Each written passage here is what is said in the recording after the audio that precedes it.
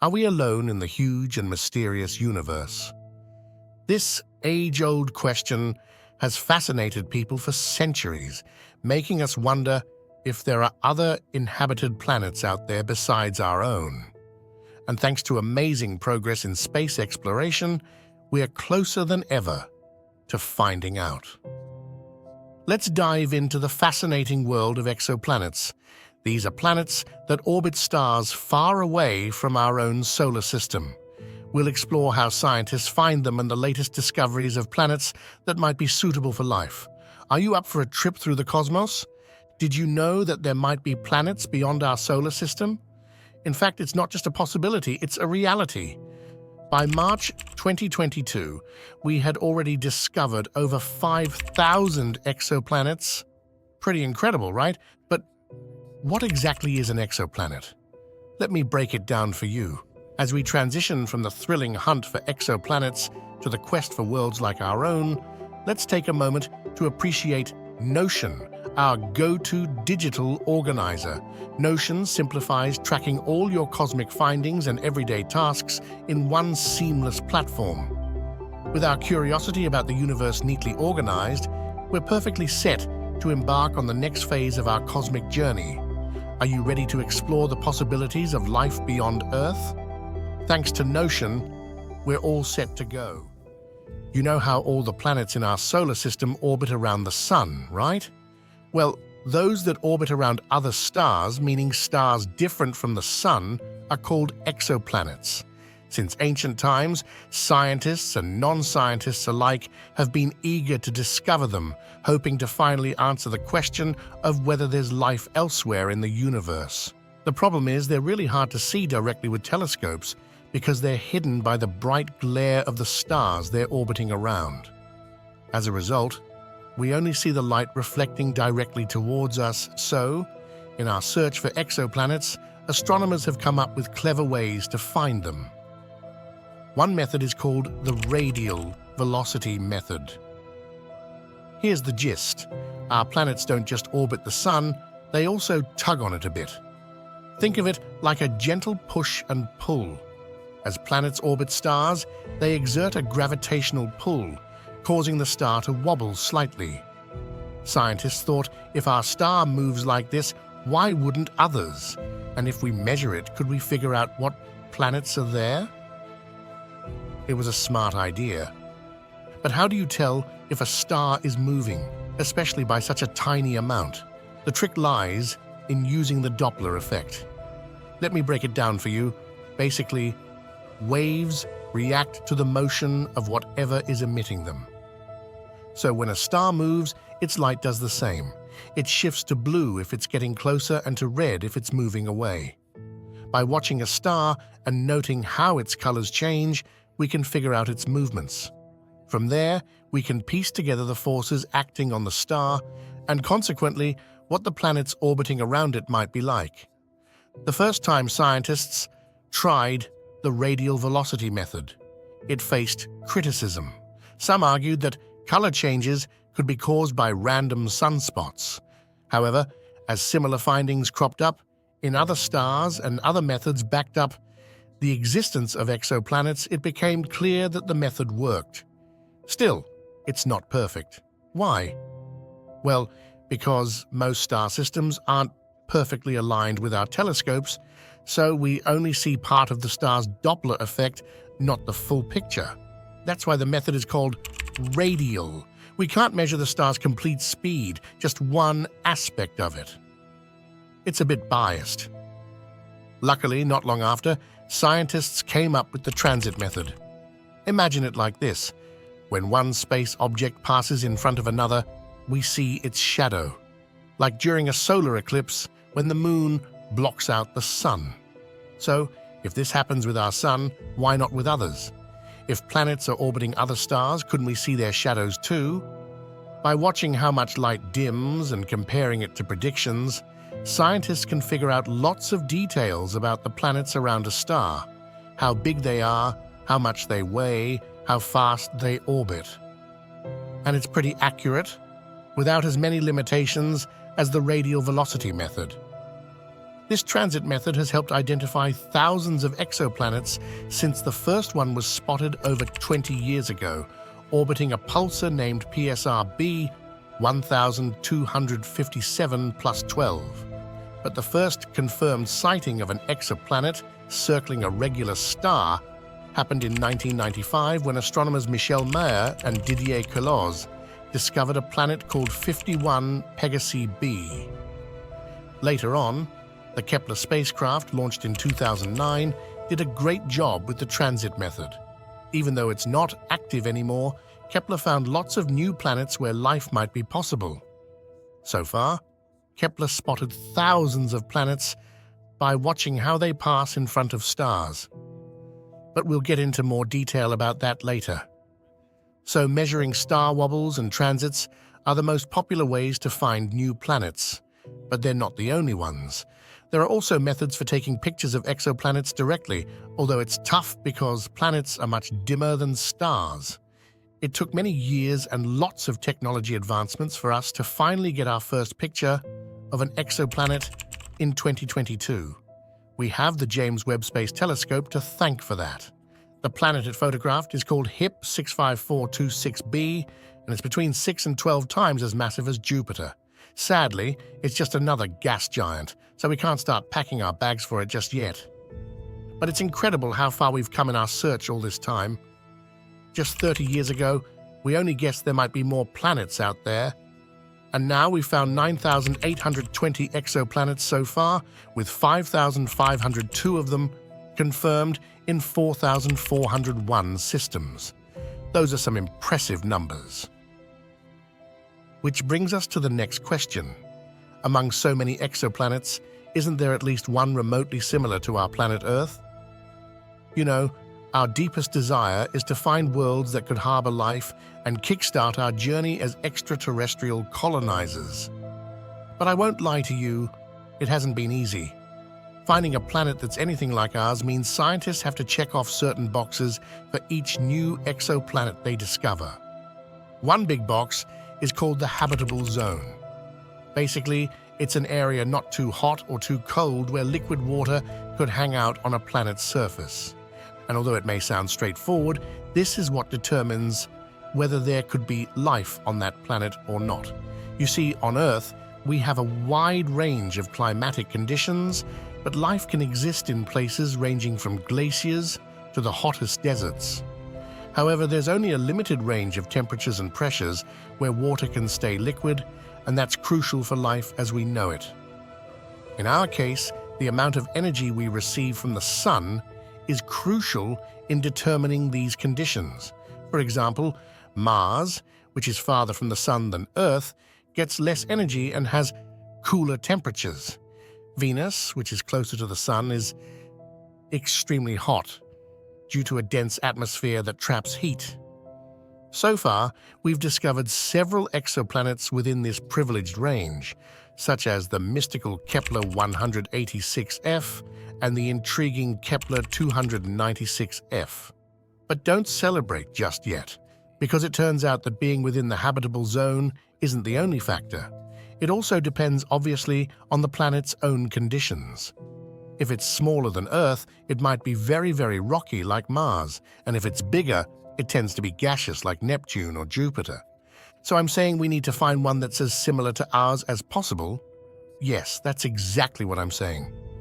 Although we know it's highly unlikely to find an identical twin, we do need one that's quite similar, like a distant cousin.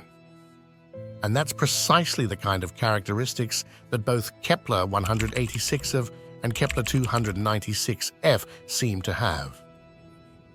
Kepler 186f is just 17% larger than Earth, making it the first exoplanet with a size very similar to ours in a potentially habitable zone. It orbits a star half the size of our Sun and is located about 500 light-years away, specifically in the Cygnus constellation. Here, years last 130 days, and if you've seen Interstellar, you probably know how tricky it is to explain time relativity. So let's just say the years are shorter. As for Kepler 296f, we can call it a super-Earth because it's 1.8 times the radius of our beloved planet. Just like us, Kepler 296f also orbits a red dwarf star in a planetary system located over 1,800 light-years away from us in the Lyra constellation. Here, its annual cycle is much shorter because it orbits its star in about 63 days. But those aren't all the planets within the habitable zone. Do you really think out of thousands upon thousands, we've only found 2? The list is extensive, around 85 potential candidates. And even in recent months, NASA announced the discovery of a new exoplanet named TOI 715b, which is just 137 light-years away. It's about 50% larger than Earth and completes an orbit around its star, a smaller and cooler red dwarf than the Sun, in just 19 Earth days. And although we still don't know if these distant lands harbor life, their existence fuels our hopes and motivates us to keep exploring. Moreover, it motivates us to continue pushing the boundaries of what we thought was possible in technology and development. Our ability to discover and study exoplanets is largely thanks to cutting-edge space telescopes like the legendary Kepler, the tireless TESS, and the groundbreaking James Webb. These powerful tools have expanded our horizons, allowing us to scrutinize distant star systems and unravel the secrets of the exoplanets orbiting them. Without them, we'd be in the dark about a lot of what we know today about space. Like I said before, the discovery of exoplanets really took off with the launch of the Kepler Space Telescope. Kepler was made to scan our part of the Milky Way and find hundreds of Earth-sized and smaller planets in or near the habitable zone. After one of Kepler's gyroscopic wheels broke in 2013, it finished its main job in November and started its extended mission, K2. It was retired with a bang in 2018, but scientists are still using its data to spot exoplanets. And later, as its successor aimed at continuing the mission, the Transiting Exoplanet Survey satellite, TESS, was launched to find exoplanets orbiting the brightest dwarf stars, which are the most common stars in our galaxy. TESS picked up where Kepler and K2 left off, surveying the sky once again. TESS is designed to study more than 85% of the sky in area, 400 times larger than Kepler covered, to search for planets around nearby stars within about 200 light-years. The stars observed by TESS are typically 30 to 100 times brighter than those surveyed by Kepler, so any planets found around these stars are much easier to study in detail with follow-up observations, giving us better measurements of their masses, sizes, densities, and atmospheric properties. In fact, it was TESS that discovered TOI 715b. Let's give it a round of applause for that. It's doing a great job. While these 2 big players are our main exoplanet hunters, we must give a special mention to the first telescope that gave us a direct image of an exoplanet. Yes, you guessed it, the James Webb Space Telescope. It's the world's premier space science observatory, so it carries a lot of weight on its shoulders. Last year, NASA reported that its James Webb Space Telescope discovered the existence of an exoplanet named LHS 475b, the first one it has found since it started operating in space. Jacob Lustig-Jaeger, head of the research group at the Johns Hopkins University Applied Physics Laboratory in Laurel, said, "With this telescope, rocky exoplanets are the new frontier." And considering the incredibly promising advancements we've made, perhaps he's right. As we uncover more exoplanets, the hunt for potentially livable worlds gets even more exciting. Out of the thousands we've found so far, many are gas giants like Jupiter and Neptune in our own solar system. Now, these big guys probably don't have water or conditions right for life as we know it, but some might have moons where oceans and maybe even life could exist. In the years ahead, we've got some really cool missions and high-tech stuff coming up that'll take our exoplanet exploration to a whole new level. One of the big ones to watch out for is the Plato mission, planetary transits and oscillations of stars from the European Space Agency, ESA, set to launch in 2026. Plato will be the first space mission focused on finding and studying rocky exoplanets that are similar in size to Earth. It'll be orbiting nearby stars that shine brightly. Plato will use a cool system with 26 cameras and telescopes to watch millions of stars, looking for tiny flickers that signal when an exoplanet passes in front of them. Scientists hope this mission will spot and learn about thousands of planetary systems, including some that could be prime targets for finding life in the future. Another cool mission to look forward to is Ariel, Atmospheric Remote Sensing Infrared Exoplanet Large Survey, also from the ESA, set to launch in 2029. Ariel is the first space gadget made to study the atmospheres of known exoplanets using special infrared light. This fancy tech will help us figure out what gases are in the air and how hot these planets are, helping us hunt for signs of life like methane, carbon dioxide, ammonia, and oxygen. These upcoming missions and new tech for exploring exoplanets could completely change how we see the universe and our place in it. If we can study the air, the surfaces, and maybe even find signs of life, it could totally reshape our understanding of what's out there. But what would it mean to find signs of life on these distant alien worlds?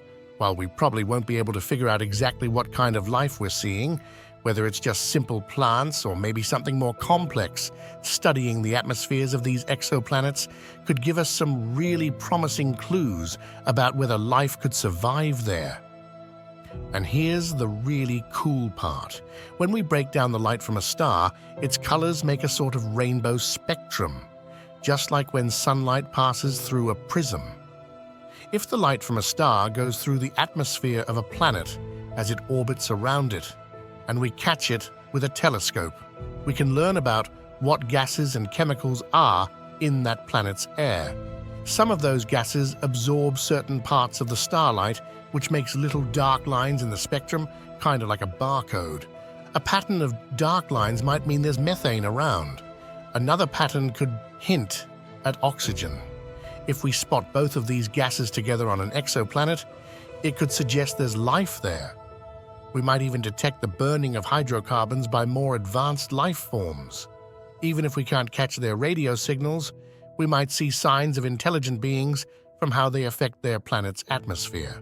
So NASA's main aim in exoplanet research is to find clear signs that life exists right now. How long it takes to find these signs depends on two things we don't know yet: how common life is in our galaxy and how lucky we are in our exploration. Unless we get really lucky and find something soon, it could take decades to find signs of life on distant planets. But we're pretty sure it'll be worth the wait. Will we see the discovery of another Earth? A livable world outside our solar system? Or will these explorations show that we're truly alone in the huge, quiet universe? No matter what happens on these exciting journeys, one thing is for sure: we'll keep wanting to learn more and keep trying to solve the mysteries of space. So come along with us on this amazing adventure, subscribe to our channel, and tell us what you think about exploring exoplanets. Let us know in the comments, what other space topics would you like us to talk about? The cosmos is waiting.